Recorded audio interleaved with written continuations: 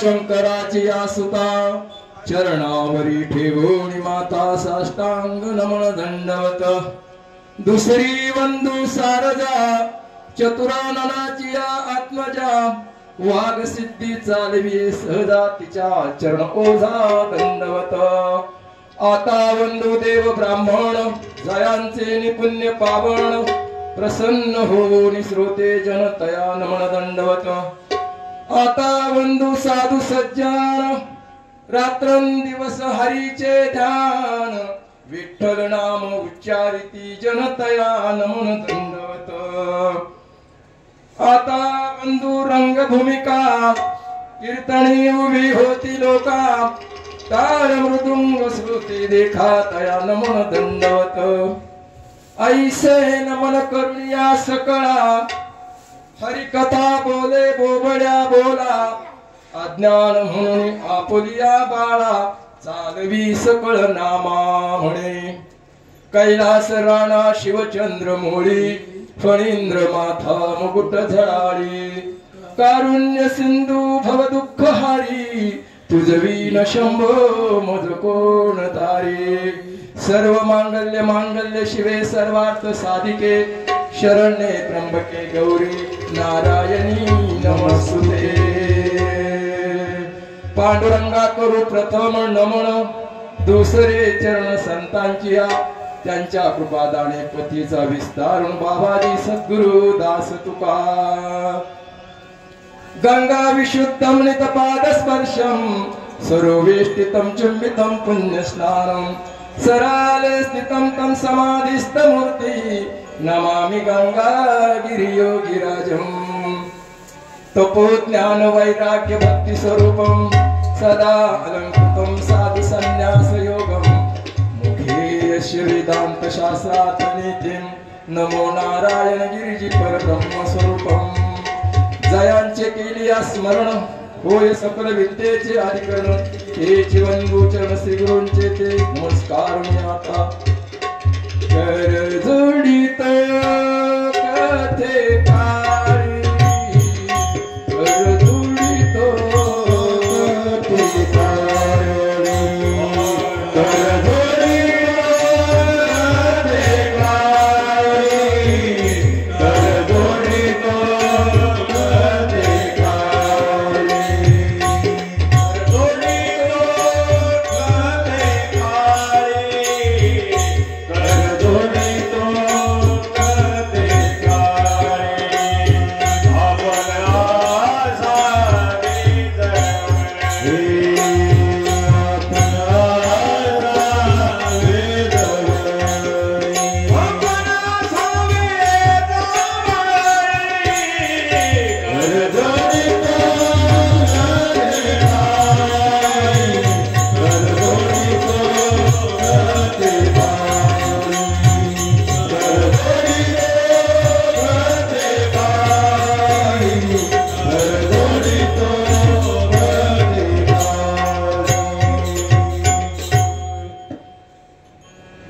श्री राम जन्मोत्सव रामनवमी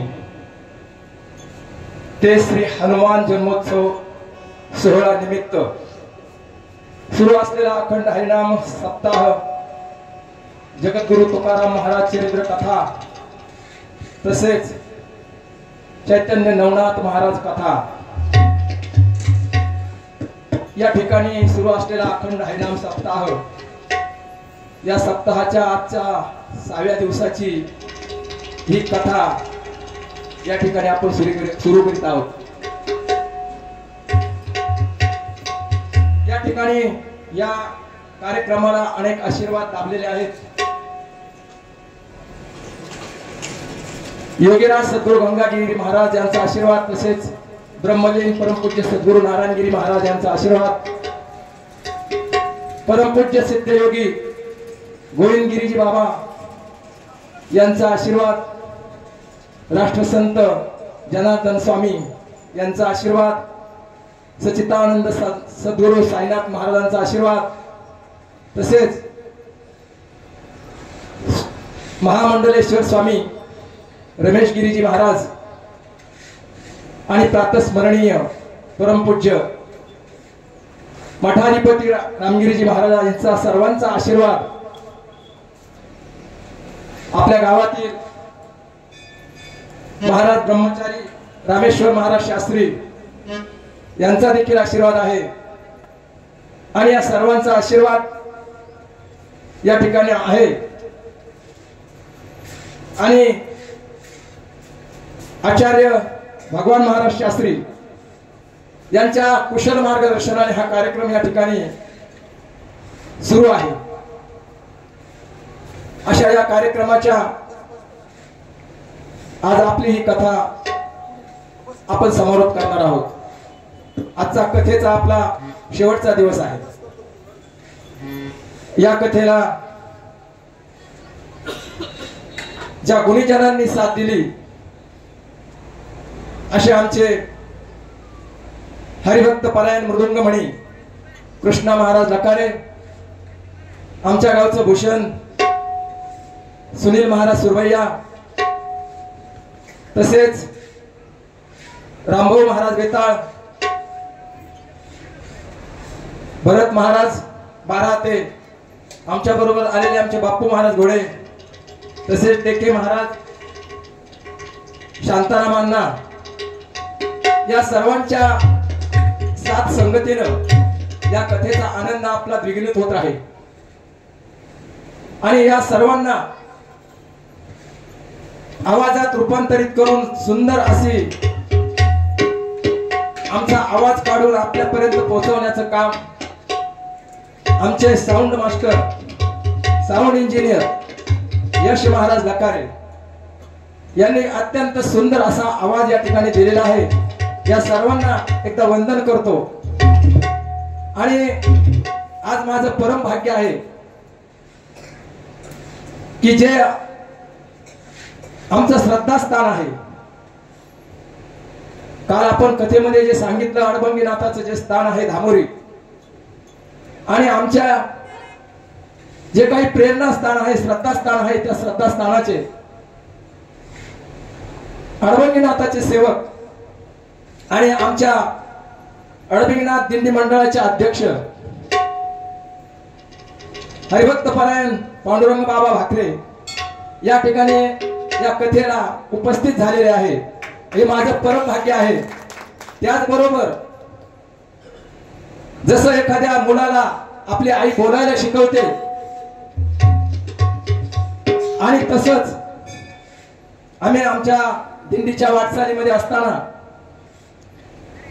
आमच्या हरिभक्त परायण आम्ही त्यांना शांती ब्रह्म म्हणून पदवी दिलेली आहे असे आमचे मधुकर महाराज गडाख, की ज्यांनी स्वतः मला स्टेजवर बसवलं आणि मला बोलायला लावलं, परंतु मी बोलत नाही, हे नाथ बोलतात, हे नाथ माझ्याकडून करून घेतात। साळुंकी मंजूळ बोलत असे आवानी बोलविता धनी वेगळाची, तसं मी फक्त या ठिकाणी बसलेले आहे, परंतु माझ्या मुखातून जे काही शब्द निघतात तो सद्गुरूचा प्रसाद आहे, आमच्या नवनाथाचा तो आशीर्वाद आहे। आणि जसे नाथ बोलवतील तसं मी या ठिकाणी बोलण्याचा प्रयत्न करतो आणि नाथच मला बोलवतात। असं या नाथांची कृपा या ठिकाणी झाली। आणि या ठिकाणी या शिंगवे ग्रामस्थ, सडे ग्रामस्थ, तसेच संपूर्ण पंचकृषी हा अत्यंत वारकरी संप्रदायाचा पूर्ण झालेला असा हा परिसर, की जिथं खूप ज्ञानी महात्मे आहेत, ज्यांची तपपूर्ती झालेली आहे, ज्यांचं ज्ञान भरपूर आहे।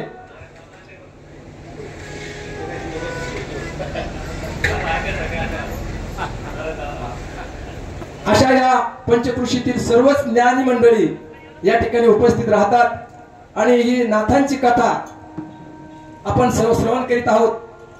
नाथांची कथा ही खूप पुण्य पावन अशी कथा आहे.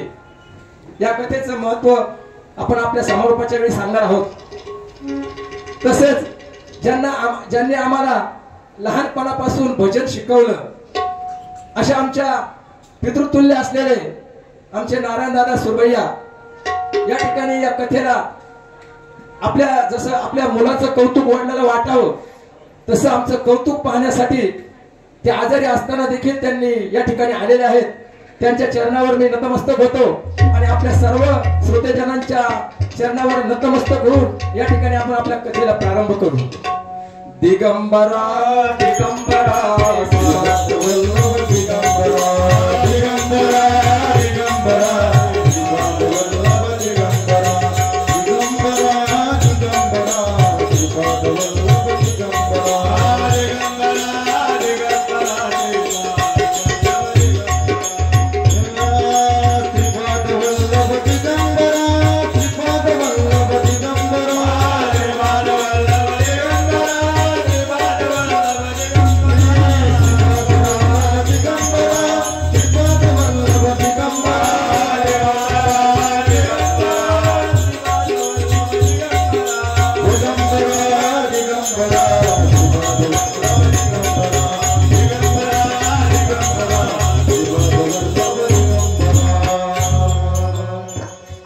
तसेच या ठिकाणी आपल्या दुपारच्या नाथांच्या भोजनाची व्यवस्था या ठिकाणी जे काही संपूर्ण वारकरी आले आहेत हे नाथाच्या रूपातच आहेत आणि या सर्वांच्या भोजनाची व्यवस्था या ठिकाणी असलेले पुण्यवान अन्नदाते हरिभक्त परायण श्री दत्तात्रय विठ्ठल पाटील चौधरी व श्री हरिभक्त परायण राहुल वसंत पाटील चौधरी, हरिभक्त परायण श्री राधा किसन सदाशिव पाटील चौधरी आणि या बरोबरच श्रीमती पुष्पाताई बमनराव पाटील चौधरी यांचं अन्नदान या ठिकाणी या दुपारच्या वेळी आहे. त्या अन्नदात्यांना धन्यवाद आणि आपण आपल्या सेवेकडे वळूया. या ठिकाणी आमच्या भागाचं भूषण हरिभक्त परायण प्रकाश महाराज गायकवाड आपल्या हार्मोनियम साथीसाठी या ठिकाणी पहिल्या दिवसापासून उपस्थित आहेत. त्यांच्या चरणावर नतमस्तक होतो आणि आपल्या सेवेकडे आपण वळूया. काल आपली कथा रेवणनाथाची कथा आपण सुरू केली होती. रेवणनाथाचा जन्म आपण काल केला आणि रेवणनाथाचा जन्म झाल्यानंतर रेवणनाथ मोठे झालेले आहेत आणि रेवणनाथ बैल घेऊन चालण्यासाठी रानामध्ये गेलेले आहेत. त्या ठिकाणी दत्तप्रभूंची भेट झालेली आहे. दत्तप्रभूचा आणि त्यांचा आलिंगन झालेला आहे. दत्तप्रभूला दत्तप्रभूच्या चरणावर रेवणनाथाने मिठी घातलेली आहे आणि त्या आपण स्वतः चमस नारायण आहेत याची ओळख आलिंगन मिळाल्यामुळे रेवणनाथाला झालेली आहे आणि त्या ठिकाणी दत्तप्रभूंनी रेवणनाथाला आशीर्वाद दिलेला आहे. आशीर्वाद देऊन त्या ठिकाणी महिमा सिद्धी मंत्र त्या ठिकाणी रेवणनाथाला दिलेला आहे आणि तो मंत्र घेऊन सकाळी रेवणनाथ आपलं आऊत चुकून आपलं शेत नांगरण्याचं काम करीत आहे. दुपारच्या वेळी तो मंत्र दिवसभर भोकीत आहे. दुपारची वेळ झाली आणि त्याने विचार केला आपण जो मंत्र म्हणतो तो आपण सिद्ध करून बघावा म्हणून तो मंत्र सिद्ध करण्यासाठी त्याने तो मंत्राचा जप केला आणि त्या ठिकाणी ती महिमा सिद्धी त्या ठिकाणी प्रत्यक्ष प्रगट झालेली आहे. आणि महिमा सिद्धी प्रगट झाल्यानंतर सिद्धीने सांगितलं रेवणनाथाला की तुम्ही जे सांगाल ती इच्छा तुमची जी असेल ती मी पूर्ण करीन.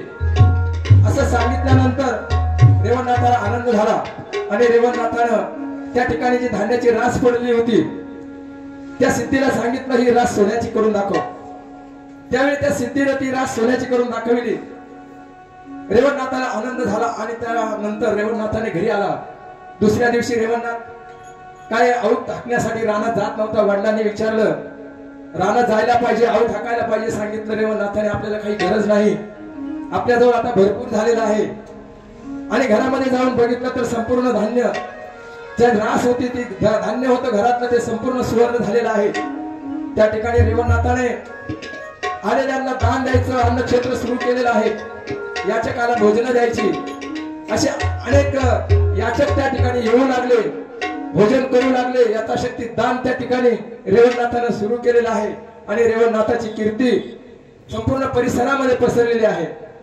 त्याच वेळी मच्छिंद्रनाथाने विचार केला या रेवणनाथाच्या दर्शनासाठी आपण जावं आणि गेल्यानंतर रेवणनाथ हा सिद्धीमध्ये अडकलेला आहे हे मच्छिंद्रनाथाने बघितलं आणि याची सिद्धी तुम्हाला काढण्यासाठी आपण उपाय करावा म्हणून त्या ठिकाणी मच्छिंद्रनाथाने पक्ष्यांना पाचारण केलं आणि पक्ष्यांना भोजन घालू लागले।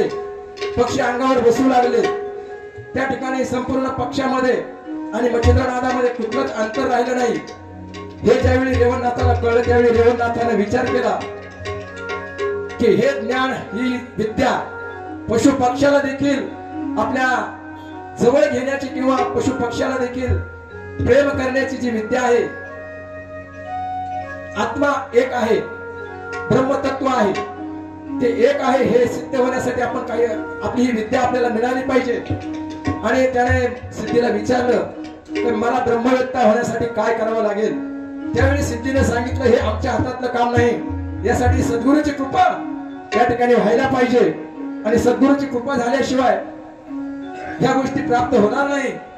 म्हणून त्या ठिकाणी रेवणनाथाने विचार केला आणि रेवणनाथ सद्गुरूच्या भेटीसाठी अरण्यामध्ये निघून गेलेले आहे आणि त्या ठिकाणी तपश्चर्या सुरू केलेली आहे रेवणनाथाने आणि रेवणनाथाची तपश्चर्या पूर्ण झाली आणि मच्छिंद्रनाथाने त्यावेळी विचार केला की आता दत्तप्रभूला आपण सांगितलं पाहिजे आणि रेवणनाथावर कृपा केली पाहिजे। दत्तप्रभूला निरोप दिला।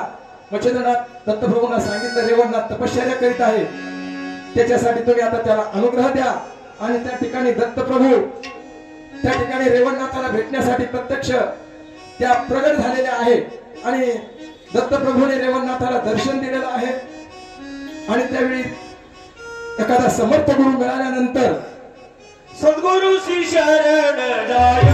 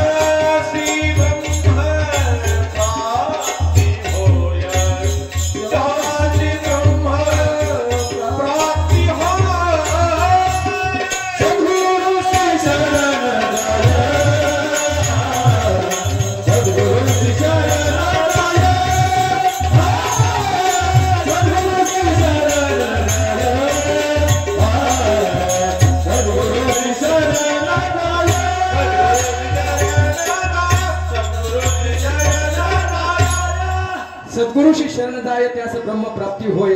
सद्गुरुशी शरण गेले ब्रह्म प्राप्ती झालेली आहे आणि त्या ठिकाणी संपूर्ण ज्ञान त्या ठिकाणी रेवणनाथाला झालेलं आहे आणि रेवणनाथ त्या ठिकाणी आपल्या आयुष्याचं रेवणनाथाने कल्याण करून घेतलेलं आहे आणि ही कथा या ठिकाणी रेवणनाथाची थांबते आणि दुसरी कथा त्या ठिकाणी वडसिद्ध नाथाची आपल्याला बघायची। पुढे रेवणनाथ कथा आपण थांबवण्यापूर्वी अजून कथा रेवणनाथाची आहे परंतु आपल्याला वेळ कमी आहे। परंतु रेवणनाथ हे तिथून निघाल्यानंतर एका ब्राह्मणाच्या घरी गेले। त्या ठिकाणी ब्राह्मणाची मुलं त्या ठिकाणी 6 मुलं बारसं होण्याच्या आतच वारलेली होती आणि ज्या दिवशी मुक्कामाला राहिले त्या दिवशी 7वा मुलगा ज्याचं बारसं होतं तो 7वाही मुलगा मरण पावला। शेवटी मी इथं असताना मुलं मरण कशी पावली म्हणून रेवणनाथाने यमधर्माकडे गेले। यमधर्माने सांगितलं हे शिवांच्या हातात आहे। कैलासात गेले शिवाकडे ते आत्मे मागितले आणि त्या ठिकाणी विष्णूने विचार केला आता हे थांबवलं पाहिजे म्हणून विष्णूने सांगितलं ते आत्मे माझ्याकडे आहेत ते आत्मे घेऊन जा आणि ते आत्मे त्या ठिकाणी रेवणनाथ घेऊन आले आणि त्या ठिकाणी ते 7 पुतळे केले आणि 7ही मुलांना जिवंत केलं। ते ठिकाण म्हणजे आपलं वीट आवराळे आणि विटे गावी त्या ठिकाणी रेवणनाथाने हा चमत्कार दाखवला आणि त्या ठिकाणी शेवटी त्यांनी समाधी घेतलेली आहे। रेवणनाथाची समाधी वीट या ठिकाणी विटे औराळा या ठिकाणी रेवणनाथाची समाधी आहे. असं हे रेवणनाथाचं चरित्र आता आपण बघितलेलं आहे. यानंतर आपल्याला वडसिद्ध नाथाचं चरित्र पाहायचंय. ज्यावेळी ब्रह्मदेव सरस्वतीचं लावण्य पाहून सरस्वतीच्या मागे लागले आणि त्यावेळी ब्रह्मदेवाचं जे तेज पडलं ते एका सर्पिणीच्या मुखामध्ये पडलेलं आहे. ती सर्पिणीने ते अन्न म्हणून ग्रहण केलं आणि त्या ठिकाणी मग अविरक्त नारायणानं त्या ठिकाणी अवतार घेतलेला आहे आणि त्या झाडाच्या खोडामध्ये त्या सर्पिणीने ते अंड देऊन सर्पिणी निघून गेलेली आहे. त्या ठिकाणी ज्यावेळी जनमेजय राजानं सर्पास्त्र यज्ञ त्या ठिकाणी चालवला होता, संपूर्ण सर्पांचा नाश करायचा.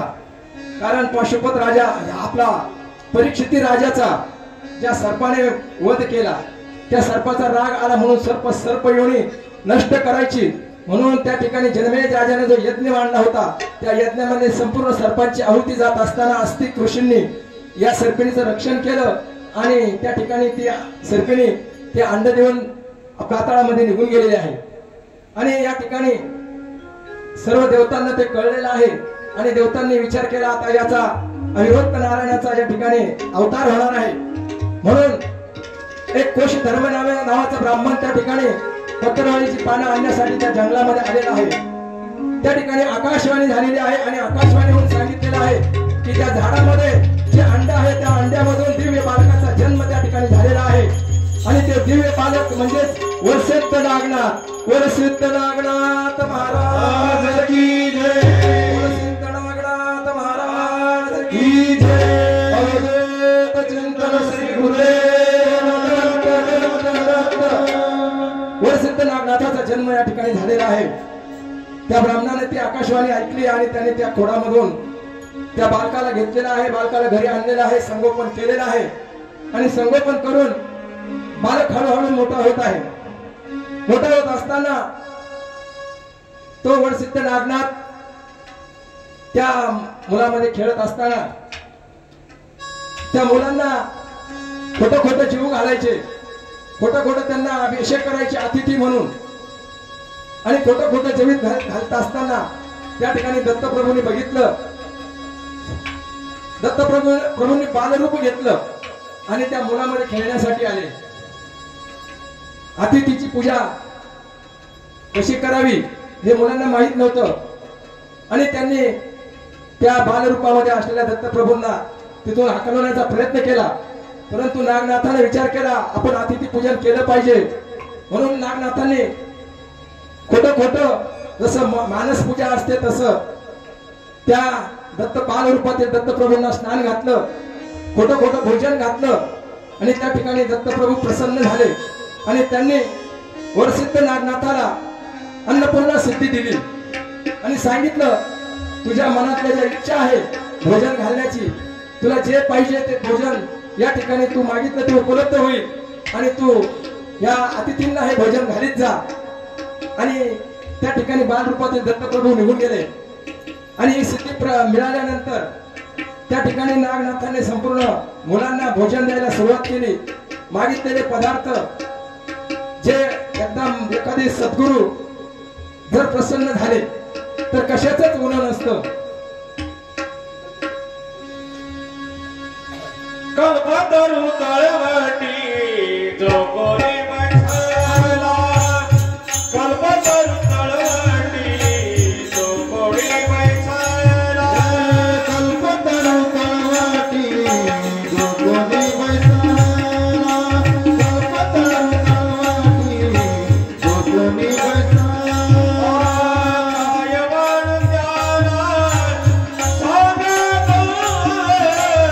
काय वाढ द्याला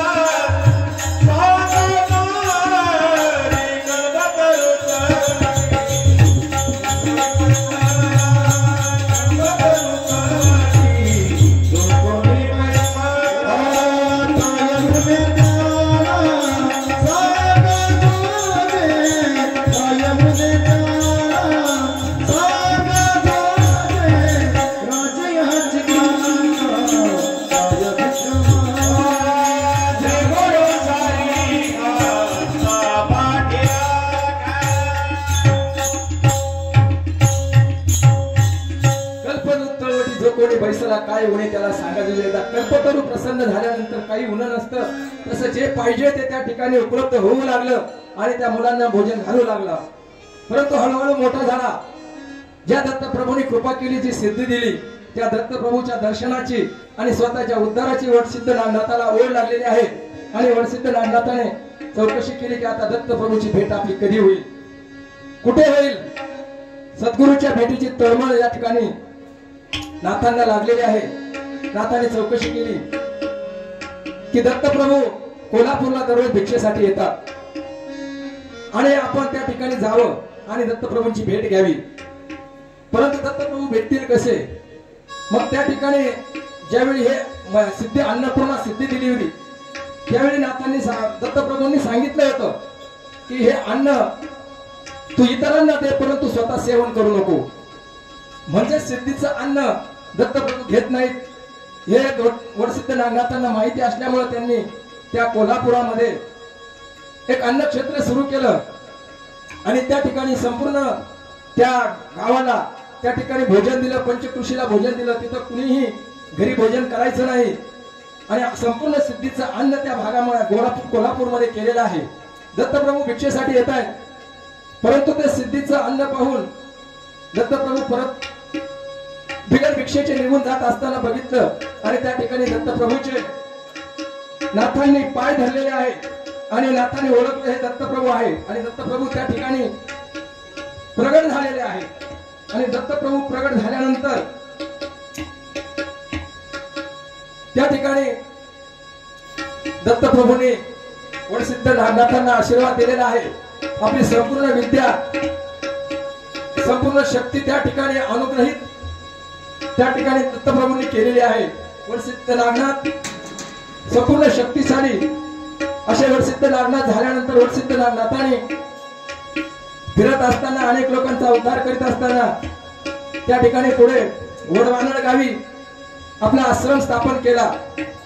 आपला आश्रम स्थापन केला आणि भव्य दिव्य असा आश्रम शिष्य परिवार त्या ठिकाणी झाल्यानंतर अनेक लोक येऊ लागले दर्शनासाठी. आणि दर्शनासाठी लोक येतात. नाथांच्या तपश्चर्येमध्ये व्यत्यय येऊ लागला म्हणून नाथाने त्या ठिकाणी द्वारपाल ठेवले आणि येणाऱ्यांना अडवायला सुरुवात केली. फार गर्दी झाल्यामुळं नाथांनी ते लोकांना येण्यास त्या ठिकाणी मज्जाव केला आणि परवानगीशिवाय कोणालाही आत सोडायचं नाही असं सांगितलं. त्या ठिकाणी दत्त मच्छिंद्रनाथ फिरत फिरत त्या ठिकाणी गेलेले आहे. वडसिद्ध नागनाथाची कीर्ती त्यांच्या कानावर गेलेली आहे आणि त्यांना त्या वडसिद्ध नागनाथाची भेट घेण्यासाठी ज्यावेळी मच्छिंद्रनाथ त्या ठिकाणी गेलेले आहेत, त्या मच्छिंद्रनाथाला त्या ठिकाणी त्या सेवकांनी द्वारपालांनी अडवलेलं आहे. अडवल्यानंतर मच्छिंद्रनाथाला सुद्धा क्रोध आलेला आहे. मच्छिंद्रनाथाने त्या द्वारपालांवर अस्त्र सोडले आणि त्यांना मूर्छित केलं. असं करीत असताना ही बातमी नागनाथापर्यंत पोहोचली. नागनाथाला सुद्धा खूप राग आला आणि दोघांमध्ये भयंकर असं युद्ध त्या ठिकाणी सुरू झालेलं आहे. हे सुरू झालेल्या युद्धामध्ये गरुडास्त्राचे बंधन करून सर्पास्त्राचा वापर करून मच्छिंद्रनाथाला या ठिकाणी मूर्छित केलेला आहे. आजपर्यंत ज्या नाथाला कुणी हरवू शकलं नाही अशा त्या नाथांना वडसिद्ध नागनाथाने मूर्छित केलेलं आहे. आणि अशा वेळी मच्छिंद्रनाथाने देखील आपल्या सद्गुरूचा धावा सुरू केलेला आहे. दत्तप्रभूंचा धावा सुरू केलेला आहे. मच्छिंद्रनाथाने मूर्छित होत असताना दत्त माझे दीनानाथ, दत्त माझे दीनानाथ, दत्त माझे दीनानाथ, दत्त माझे दीनानाथ, दत्त माझे दीनानाथ, दत्त माझे दीनानाथ, दत्त माझे दीनानाथ, दत्त माझे दीनानाथ. लागी उभा सतत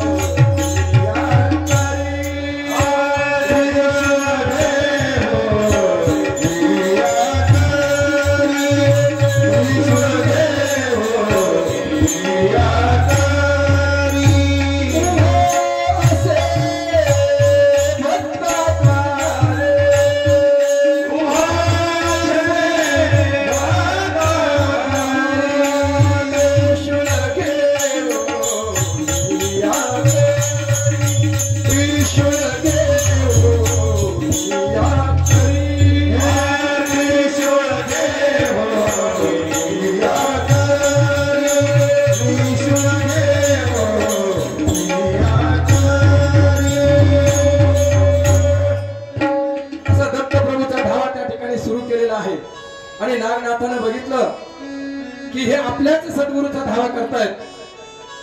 त्यांना विचारलं की तुम्ही तुमचे गुरु कोण? त्या ठिकाणी सांगितलं माझे गुरु दत्त प्रभू आहेत. आपण कोण आहात? तर सांगितलं मी पहिला शिष्य मच्छिंद्रनाथ आहे. दत्त प्रभूंचा पहिला शिष्य मच्छिंद्रनाथ आहे म्हटल्यानंतर त्या ठिकाणी नागनाथाला वाईट वाटलं आणि नागनाथाने त्यावेळी आपली चूक झाली हे लक्षात आल्यानंतर गरुडास्त्र मागे घेऊन सर्पास्त्र परत मुक्त केलं आणि मच्छिंद्रनाथाला सुद्धा त्या अस्त्रामधून मुक्त केलं. दोघांची भेट झालेली आहे आणि त्या ठिकाणी मच्छिंद्रनाथाने वरसिद्ध नागनाथाला त्या ठिकाणी सांगितलं आपला जो काही अवतार आहे हा जगाच्या कल्याणासाठी आहे. कुठल्याही भक्ताला आपल्या दर्शनापासून वंचित ठेवू नका, आपलं दर्शन मुक्त ठेवा असा सल्ला देऊन आणि उपदेश करून त्या ठिकाणाहून मच्छिंद्रनाथ निघालेले आहेत. आणि आता या ठिकाणी वरसिद्ध नागनाथाचं चरित्र या ठिकाणी संपलेलं आहे.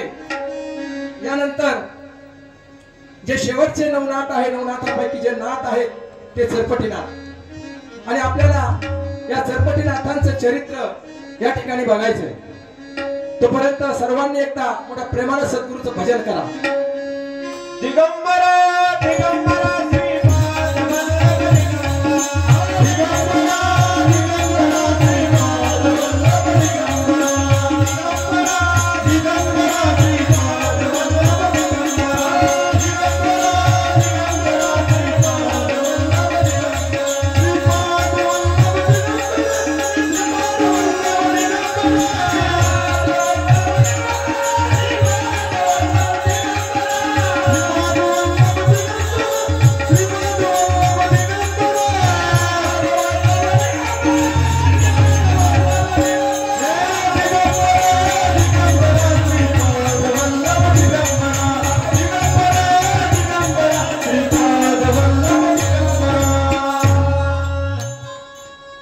सरपटीनाथाचं चरित्र याचा पूर्व इतिहास.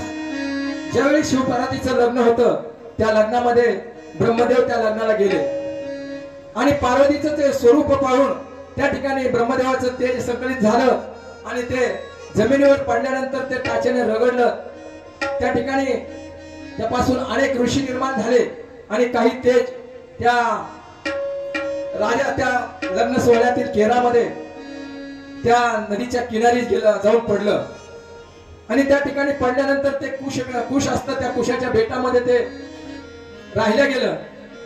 आणि पुढे योगायोगानं एक ऋतुमती हरणी त्या ठिकाणी असताना ऋतुकाळामध्ये त्या हरणीचं मूत्र त्या ठिकाणी पडलं आणि त्या ठिकाणी जीवशिवाचा भेट त्या ठिकाणी झाली आणि त्या कुशबेटामध्ये हळूहळू पिंपळा नारायण अवतार घ्यायला सुरुवात केली आहे. त्या ठिकाणी अवतार घेता घेता 9 महिने पूर्ण झाले आणि त्या ठिकाणाहून एक सत्यश्रवा नावाचा ब्राह्मण त्या ठिकाणी दर्भ आणण्यासाठी त्या नदी किनारी गेलेला आहे. आणि अशा वेळी दर्भ घेत असताना त्या कुशबेटामधून त्या बालकाचा जन्म झालेला आहे आणि ते बालक दिव्य तेज त्या ठिकाणी पाहिल्यानंतर तो ब्राह्मण घाबरला आणि पळायला लागला. स्वर्गातून सर्व देवतांनी पाहिलं, देवतांनी पुष्पवृष्टी केली आणि त्या ठिकाणी नारदाला सांगितलं की तुम्ही याचा भ्रम काढा आणि या बालकाला त्याच्या स्वाधीन करा. ते बालक म्हणजे चरपटीनाथ. चरपटीनाथ भगवान की जय, महाराज की जय. चिंतन श्री गुरुदेव. आपण सर्व नवनाथांचे जन्म या ठिकाणी आपण बघितलेले आहेत. चरपटीनाथाचा जन्म या ठिकाणी झालेला आहे. आता तो सत्यश्रवा नावाचा ब्राह्मण त्या बालकाला घेऊन घरी आलेला आहे. नारदाने ब्राह्मणाचा वेश घेतला, सांगितलं की हा बालक दुसरा तिसरा कोणी नसून चरपटीनाथ आहे. नाथ संप्रदायातील हा नाथ आहे. याचं पालन पोषण तुम्ही करा. तुमचा जीवनामध्ये तुम्हाला जेवढं पुण्य, भरपूर पुण्य त्या ठिकाणी तुम्हाला मिळणार आहे. असं या बालकाचं तुम्ही संगोपन करावं म्हणून त्या ब्राह्मणाला सांगितलं. ब्राह्मण त्या बालकाला घरी घेऊन गेला आणि हळूहळू चरपटीनाथ मोठे झाले. त्यांना संपूर्ण ब्राह्मणाने वेद अध्ययन शिकवलं आणि वेद अध्ययन शिकवित असताना संपूर्ण पूजा पाठ सुद्धा चरपटीनाथ करू लागले. आता नारदाला विचार पडला की या सरपटीनाथाचा आता नाथ संप्रदायामध्ये कसा प्रवेश करायचा किंवा याला अनुग्रह कसा द्यायचा. नारद महर्षी दत्तप्रभूंकडे गेलेले आहे आणि सांगितलं सरपटीनाथाचा जन्म झालेला आहे. तो एका ब्राह्मणाच्या घरी वेद अध्ययन करतोय, पूजापाठ करतोय, त्याला आपण अनुग्रहित करावं. परंतु दत्तप्रभूने सांगितलं की कोणालाही अनुताप किंवा वैराग्य झाल्याशिवाय सद्गुरूची कृपा होत नाही किंवा अनुग्रह देता येत नाही. परंतु ज्यावेळी सरपटीनाथाला अनुताप होईल, वैराग्य होईल, त्याच वेळी त्याला आपण अनुग्रह देऊ शकतो. आणि हे वैराग्य निर्माण करण्याचं काम दत्तप्रभूने नारदाकडे दिलं. नारदाने एका कुलुंब म्हणून एका विद्यार्थ्याचा त्या ठिकाणी रूप घेतलेला आहे आणि त्या सत्यश्रावा ब्राह्मणाच्या घरी त्या ठिकाणी विद्या शिकण्यासाठी गेलेले आहेत. ते दोघेही विद्या शिकत असताना एक दिवस त्या ब्राह्मणाला 2 ठिकाणच्या पूजा आल्या. त्यामुळे ब्राह्मणाने सांगितलं सरपटीनाथाला एक पूजेला मी जातो, दुसरी पूजा तू जाऊन कर. त्या ठिकाणी कुलुंब आणि सरपटीनाथ दोघे त्या पूजेला गेलेले आहेत. त्या ठिकाणी पूजा पाठ व्यवस्थित केलेला आहे. परंतु आता याला इथून वैराग्य मिळवायचंय, सरपटीनाथाला तो काढायचं कसं, म्हणून नारदाने युक्ती केली आणि नारदाने सरपटीनाथाला सांगितलं की या कार्यक्रमाची दक्षिणा किती घ्यायची आपल्याला माहित नाही. परंतु सरपटीनाथाने सांगितलं जेवढे देतील तेवढे आपण घेऊ आणि आपण जाऊ. परंतु सांगितलं जर कमी दक्षिणा दिली, वडील रागवले तर काय करायचं. तर त्या ठिकाणी जादा दक्षिणा मागून घे म्हणून सरपटीनाथाला सांगितल्यानंतर सरपटीनाथाने सुद्धा त्या ज्यांची पूजा होती त्यांच्याकडे दक्षिणा जास्त मागितली. त्यांच्यामध्ये वाद सुरू झाले आणि नारदाने त्या ठिकाणी घरी जाऊन वडिलांना सांगितलं की सरपटीने उगीच त्या ठिकाणी दक्षिणेवरून वाद घातलेला आहे आणि त्या ज्यांचा पूजा होती त्यांचं आणि सरपटीनाथाचं भांडण झालेलं आहे. हे कळल्यानंतर वडील त्या ठिकाणी जे सत्यश्रावा ब्राह्मण होते ते आले. त्यांना खूप राग आला आणि त्यांनी त्या सरपटीनाथाच्या मुखामध्ये एक मुस्काटात लावली आणि तोच वैराग्य, तेच अनुताप घेऊन त्या ठिकाणून सरपटीनाथ घर सोडून निघालेले आहेत.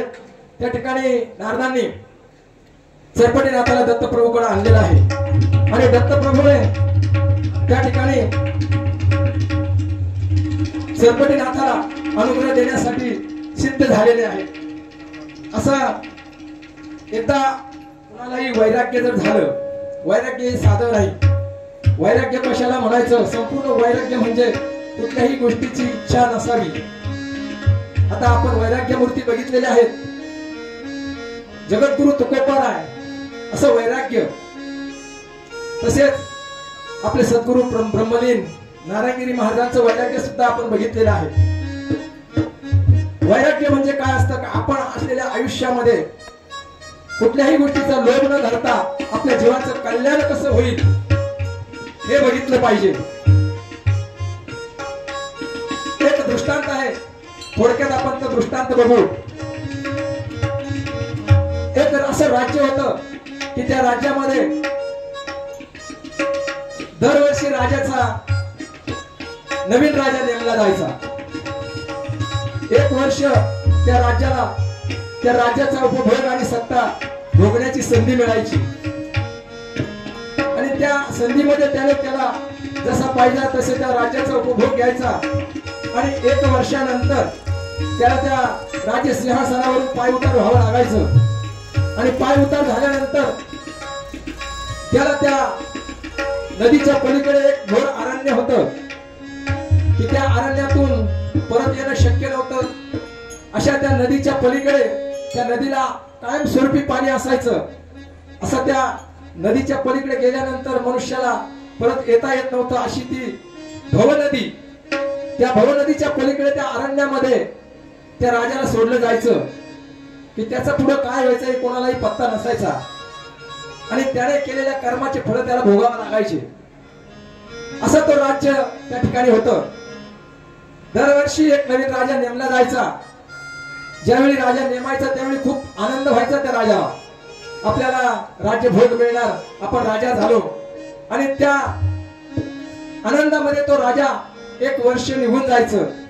जसा आनंदाचा काळ हा फार लवकर निघून जात असतो दुःखाचा काळ लवकर जात नाही, परंतु आनंदाचा काळ फार लवकर निघून जातो. तसा 1 वर्ष निघून जायचं, कधी जातं हे कळत सुद्धा नव्हतं. आणि असं झाल्यानंतर त्या राजाला ज्यावेळी त्याची मुदत जवळ यायची तसं त्याला दुःख व्हायला लागायचं. आणि ते दुःख झाल्यानंतर त्या राजाला खूप पश्चाताप व्हायचा, आपण काय केलं. आणि असं करीत असताना प्रत्येक राजा दुःखी व्हायचा, त्याला ते संपूर्ण सेनापती त्याला नेऊन सोडायचे.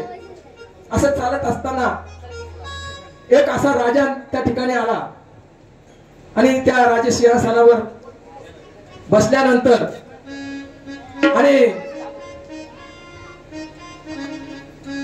त्या सिंहासनावर बसल्यानंतर त्याने विचार केला. अनेक राजे जाताना दुःखी होतात, रडतात, परंतु आता आपण तसं करायचं नाही. आपल्या जीवनाचा या ठिकाणी पूर्ण उद्धार आपल्याला करून घ्यायचा आहे.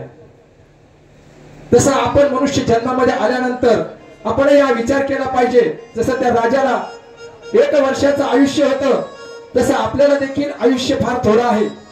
शेत गलिले ते अर्धरात्र खाय मध्ये बालत्व पिळारोग क्षय. अल्प आयुष्य दिलेलं आहे, अल्प आयुष्य मानव देह. जसं त्या राजाचं 1 वर्षाचं आयुष्य होतं तसं आपलं देखील अल्प आयुष्य आहे. त्या राजाने विचार केला, माझ्या 1 वर्षाच्या आयुष्यामध्ये मी मला माझ्या जीवनाचा उद्धार करून घ्यायचा आहे. त्या काळामध्ये त्या राजाने संपूर्ण 1 वर्षामध्ये इथल्या असलेल्या राज्य सत्तेचा कुठलाही उपभोग स्वतःसाठी घेतला नाही. आणि त्या ज्या जंगलामध्ये तो राजा सोडला जायचा त्या जंगलामध्ये भविष्यासाठी आपली संपूर्ण व्यवस्था, त्या ठिकाणी राहण्याची संपूर्ण उदरनिर्वाह कसा होईल आणि आपलं पुढचं आयुष्य सुखी होईल यासाठी संपूर्ण व्यवस्था आपण स्वतः राजसत्तेत असताना करून ठेवली. आणि ज्यावेळी त्या राजाचा पाय उतार व्हायची वेळ आली त्यावेळी तो राजा हसत हसत पाय उतार होऊ लागला. त्यावेळी सर्वांना प्रश्न पडला, आजपर्यंत जे राजे होते ते सर्व राजे रडायचे, परंतु हा राजा का हसतो. त्यावेळी राजाला विचारलं सर्वांनी, आपण हसता. तर राजाने सांगितलं, मी मिळालेल्या आयुष्यामध्ये मी कुठलाही उपभोग न घेता मी माझ्या पुढील आयुष्यासाठी जगलो, पुढच्या आयुष्याची सोय केली.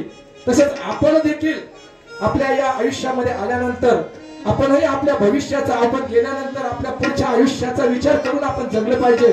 आता जे जगतो हे आपल्या स्वतःसाठी जगतो.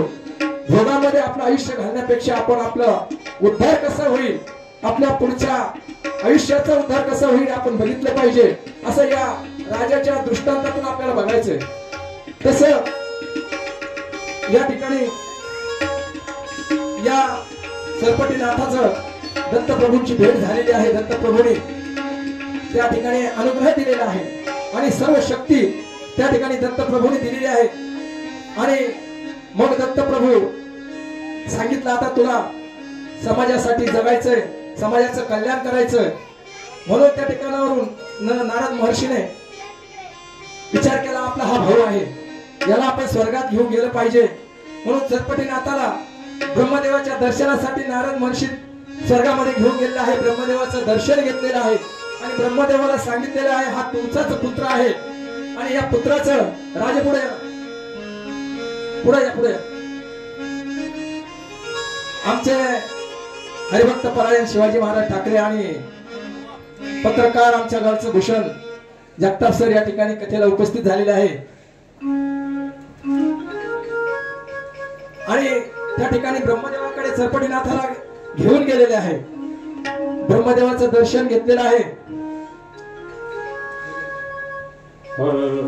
ब्रह्मा विष्णू आणि महेश्वर सावरी बसले मला हे सद्गुरू दिसले मला हे सद्गुरू दिसले. ब्रह्मा विष्णू आणि महेश्वर ब्रह्मा विष्णू आणि महेश्वर सावरी बसले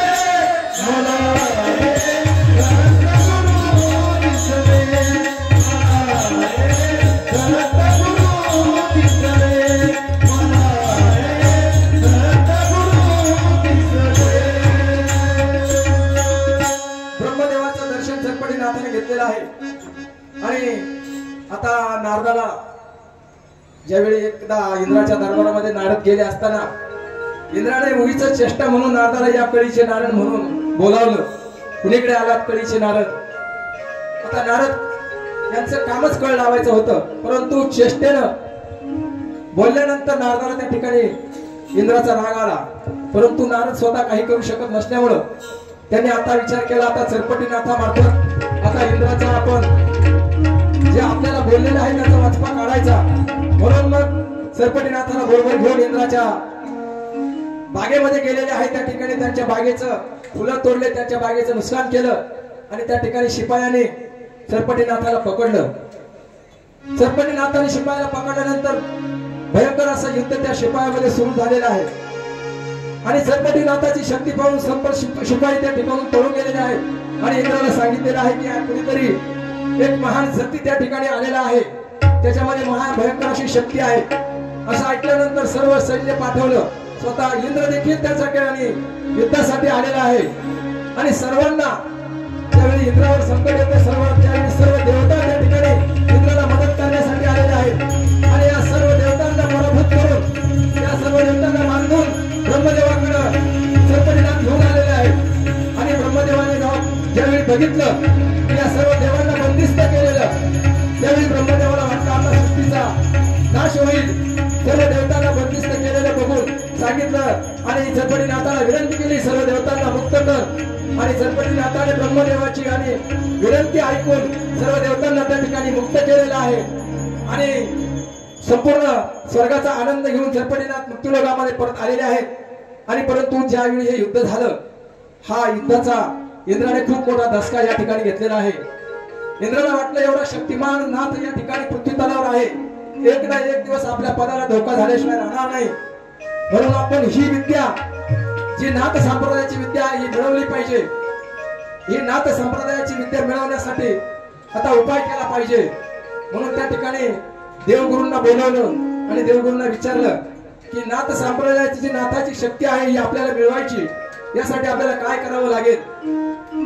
त्यावेळी देवगुरूंनी सांगितलं ही विद्या फक्त नाथच देऊ शकतात, नाथाशिवाय ही विद्या कोणालाही प्राप्त झालेली नाही। परंतु मग नाथाकडून विद्या मिळवायची कशी? तर मग त्या ठिकाणी उपरिचर वसूला पाठवून सर्व नाथांना त्या ठिकाणी निमंत्रित करा आणि या ठिकाणी सोमयाग तुम्ही करा आणि तो सोमयाग करीत असताना सर्व नाथांना या ठिकाणी तुम्ही पाचारण करा आणि मग त्यांच्याकडून ही विद्या तुम्ही मिळवा, असा सल्ला देवगुरूंनी दिल्यानंतर उपरिचर वसूला पाठवलं आणि उपरिचर वसूलने विमानामध्ये बसून सर्व नाथांना त्या ठिकाणी स्वर्गामध्ये नेलेलं आहे। स्वर्गामध्ये सोमयाग सुरू झालेला आहे आणि हा सोमयाग सुरू असताना त्या ठिकाणी त्या सिंहद्वीपामध्ये आपण पूर्वी ग्रंथात आपल्या कथेमध्ये ऐकलेलं आहे की मैनाकिनी सिंहद्वीपामध्ये होती आणि त्या ठिकाणी मीननाथ हा मच्छिंद्रनाथाचा पुत्र त्या मैनाकिनी जवळ होता। त्या मीननाथाला आजपर्यंत अनुग्रह दिलेला नव्हता।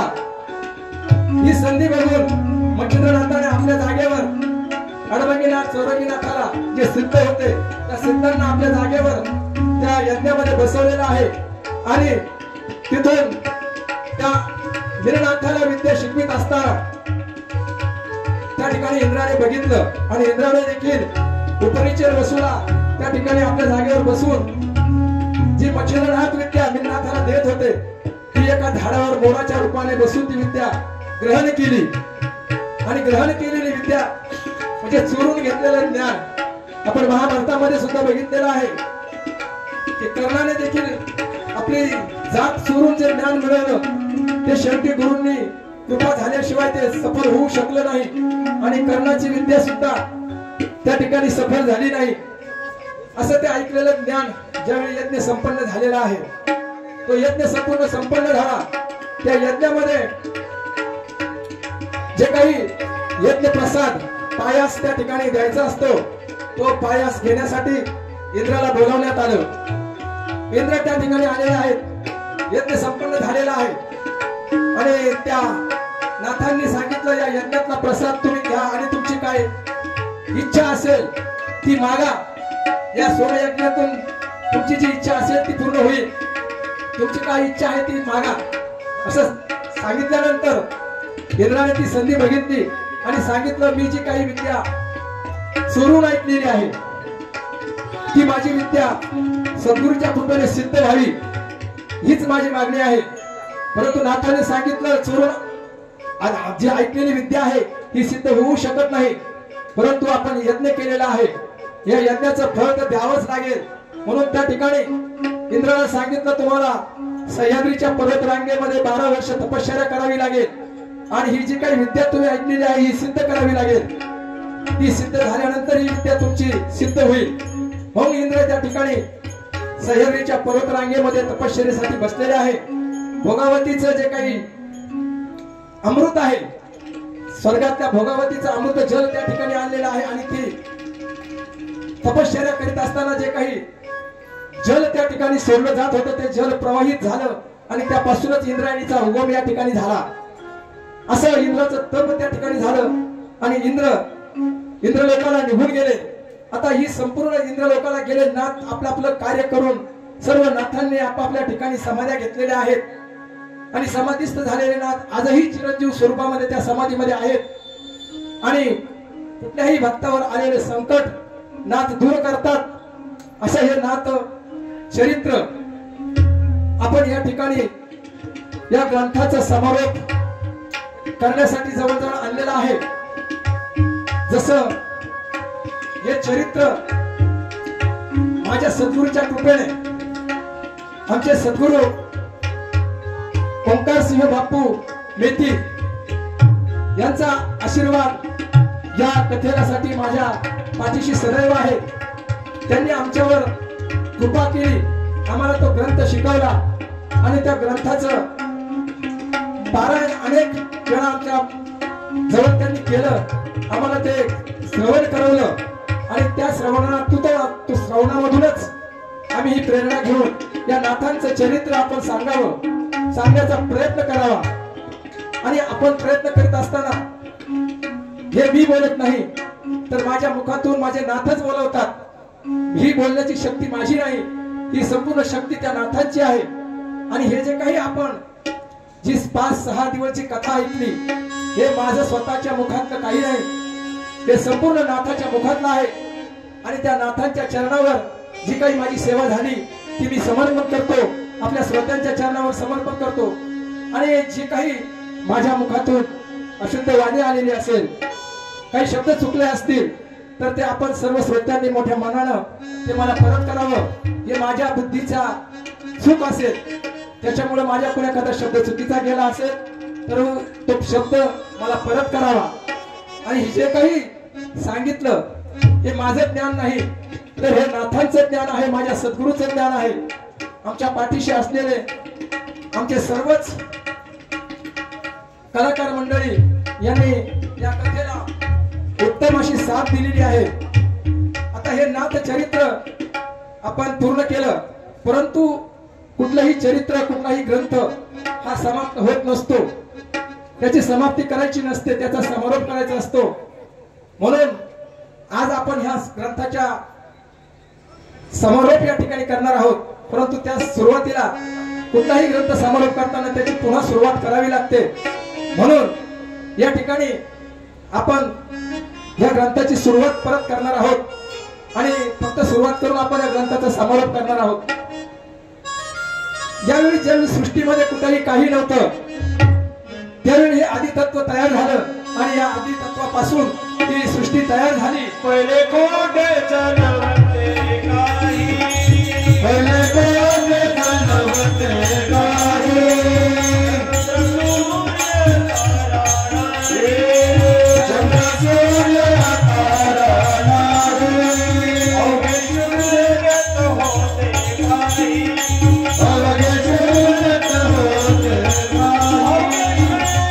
सूर्यत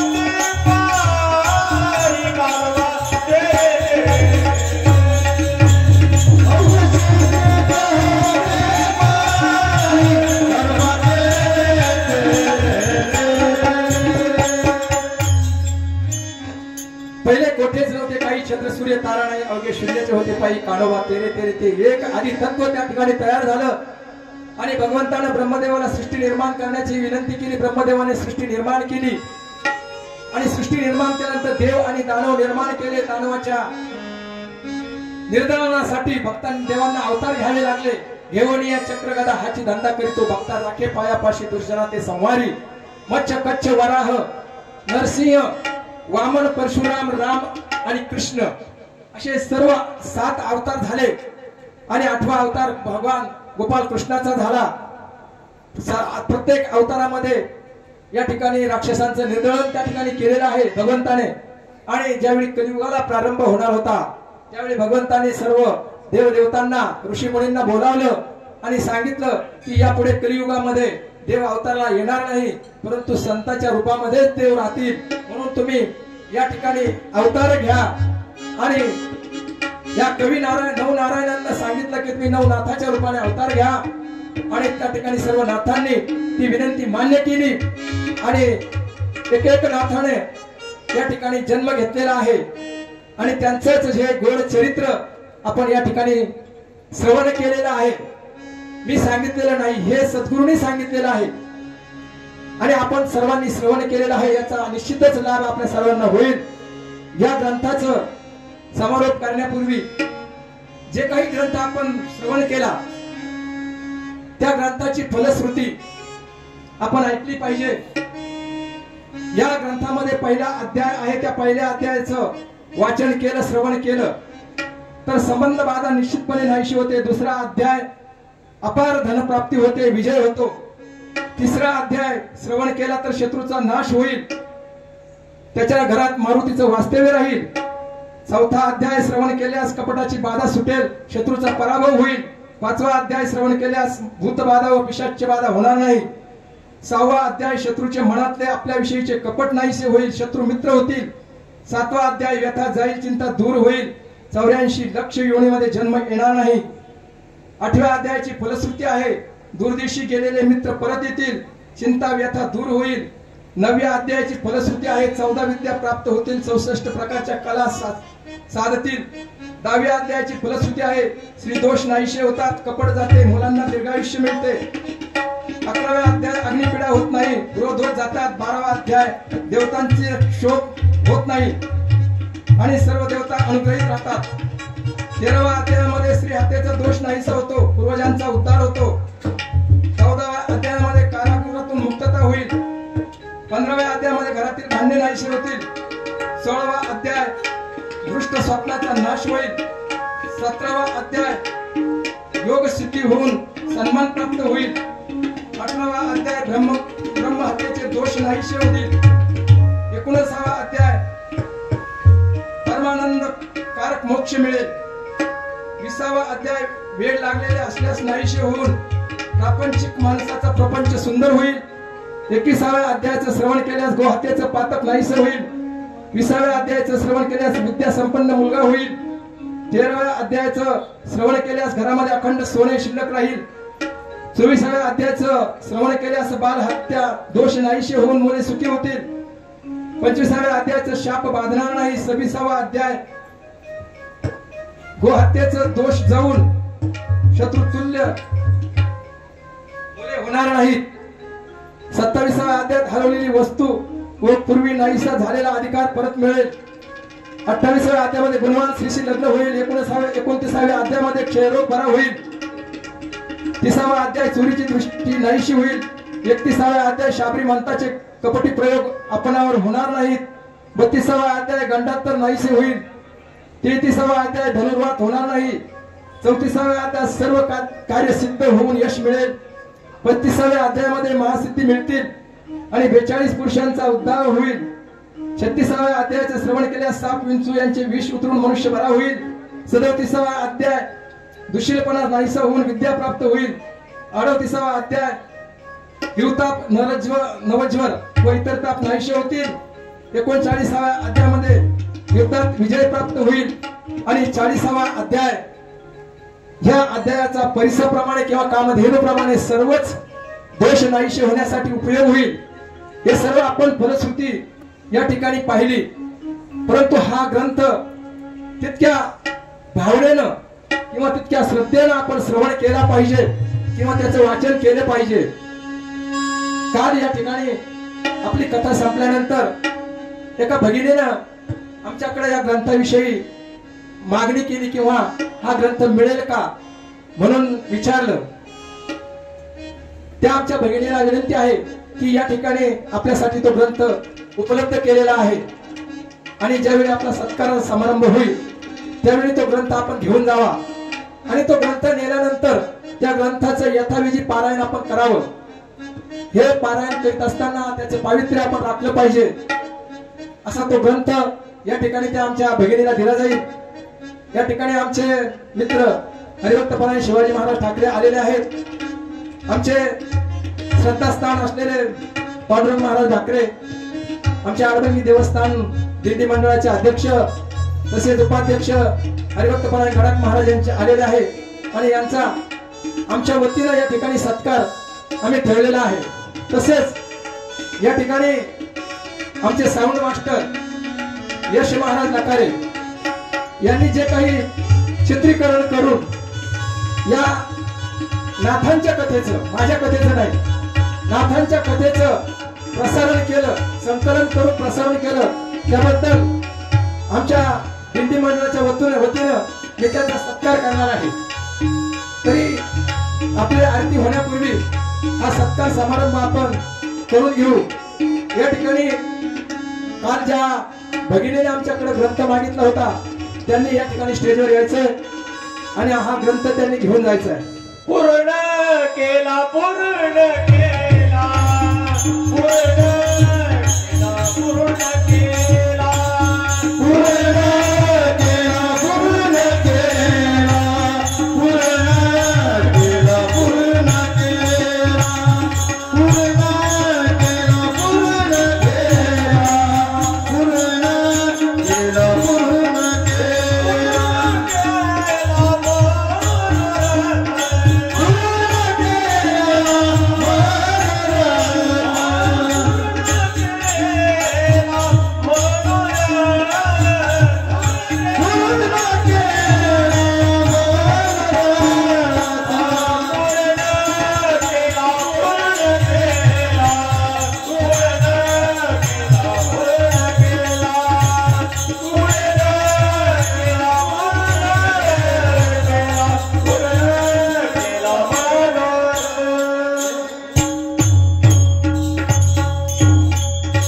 भगिनी या ठिकाणी उपस्थित नाही असं वाटतं.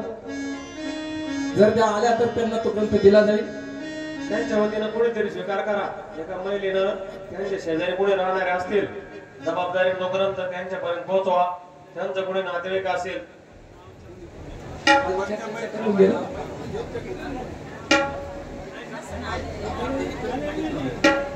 आता या ठिकाणी जो यश महाराज लकारे यांचा सत्कार या ठिकाणी आम्ही करणार आहोत. त्यांनी त्यांचा सत्कार स्वीकारण्यासाठी स्टेजवर यावं.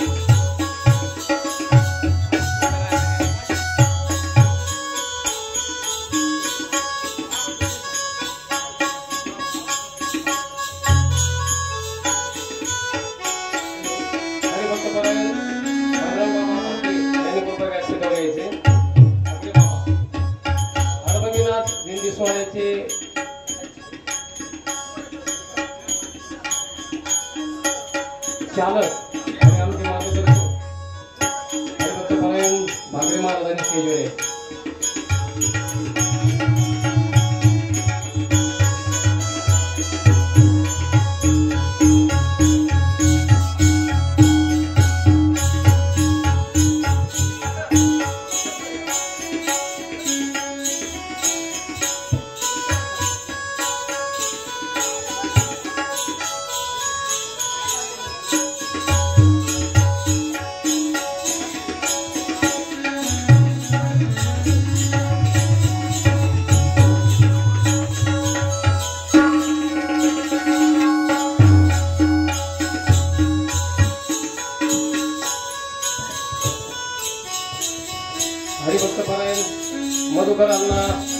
यांना विनंती आहे त्यांनी ज्येष्ठ कीर्तनकार अरविंदनाथ दिंडी सोहळ्यातील आमचे ज्येष्ठ मार्गदर्शक आणि सहकारी हरिभक्तपरायण मधु अण्णा गडाख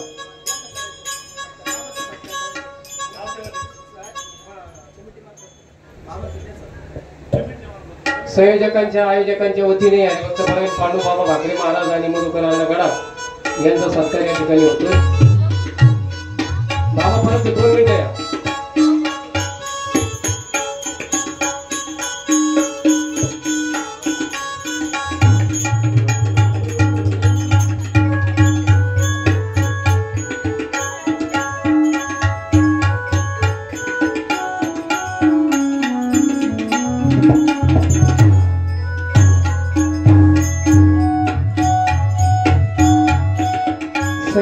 आयोजन कमिटीच्या वतीने भाकरे महाराजांचा सत्कार या ठिकाणी संपन्न होतोय.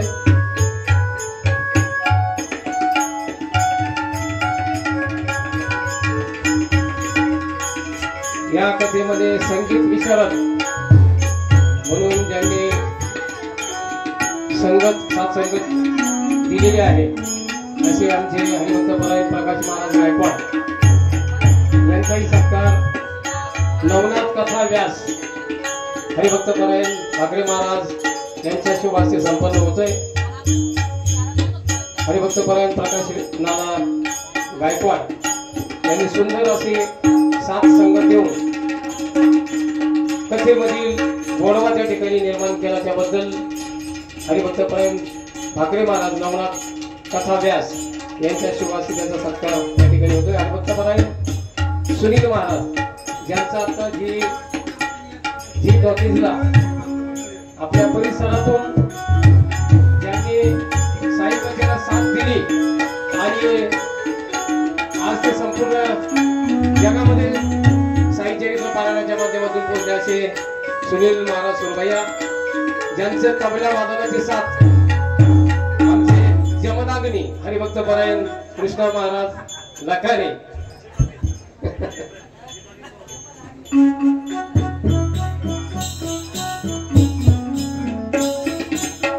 त्यानंतर हरिभक्तपरायण रामभाऊ महाराज बेता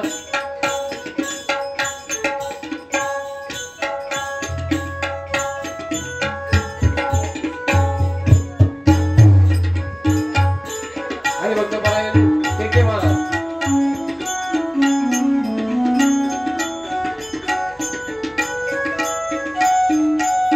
हरिभक्तपरायण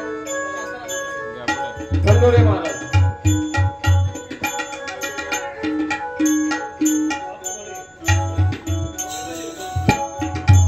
हरिभक्तपरायण बापू महाराज कानेगावकर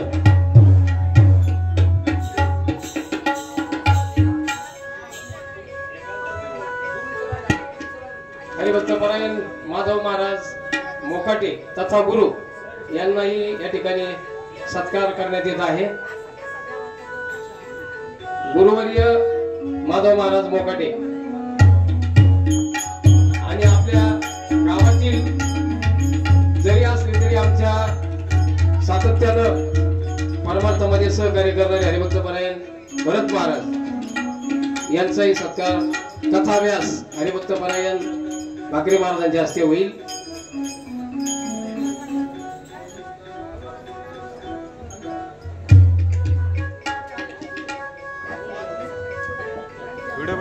हॅलो हरिभक्तपरायण नवनाथ कथाव्यास हरिभक्तपरायण वसंत महाराज भाकरे यांचा कमिटीच्या